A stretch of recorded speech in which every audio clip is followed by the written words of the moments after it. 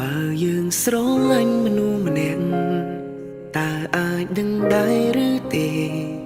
ថាស្នេហ៍នេះត្រឹមមួយពេលឬអាចថិនថេរបានយូរជាងនេះបើយើងបានជួបមនុស្សម្នាក់ហើយគេពិនជាសំខាន់តើអារម្មណ៍មើលទៅកាន់កៅភ្នែកនោះយ៉ាងណាស្នេហ៍នឹងកើតឡើងដោយព្រមលីខិនឬអាចកើតឡើងដោយការពេញចិត្តតើអ្វីទៅជាមូលហេតុប្រាកដគ្មានអ្នកអាចប្រាំអាចដឹងបានឡើយឬអាចមានអ្នកកំណត់ឬមានអ្នកតាំងតែងឲ្យបានជួបឲ្យយើងបានរួមរស់នៅក្បែរគ្នារហូតទៅបើយើងស្រឡាញ់មនុស្សម្នាក់តើអាចដឹងដែរឬទេថាស្នេហ៍នេះត្រឹមមួយពេលឬអាចថិនថេរបានយូរជាងនេះបើយើងបានជួបមនុស្សម្នាក់ហើយគេពិនជាសំខាន់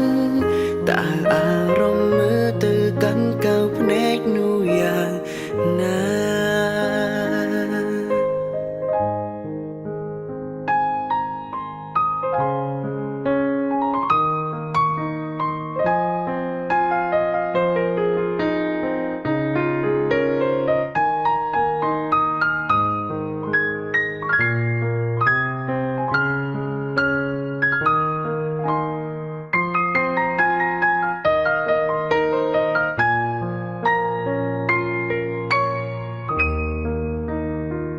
ពេលនាងស្នេហ៍រីងដងដើរក្នុងចិនសុំគុំខ្វល់ខ្វាយរឿងរ៉ាវកន្លងឲ្យសូរសំលេងនៅក្នុងបេះដូងនាំយើងហង្ហាហួរទឹងសូបិន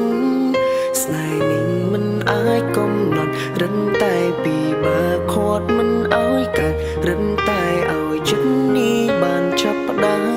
មហំទៅ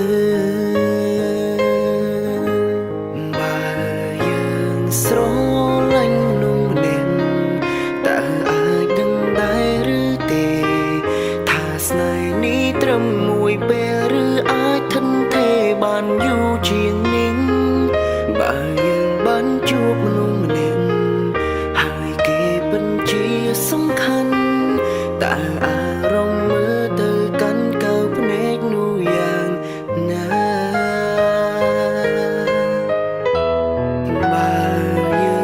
ស្រឡាញ់មនុស្សម្នាក់ហើយនៅដងជាប់ក្នុងចិត្តស្នេហ៍នឹងកើតឡើងដោយព្រមលីខិតយ៉ាងណាក៏មិនសំខាន់ត្រឹមស្រឡាញ់ឲ្យប្រាកដស្រឡាញ់ឲ្យអំពីចិត្តត្រឹមតែប៉ុណ្្នឹងហើយដែលជីវិតខ្ញុំត្រូវការទុំយូរប៉ុណ្ណា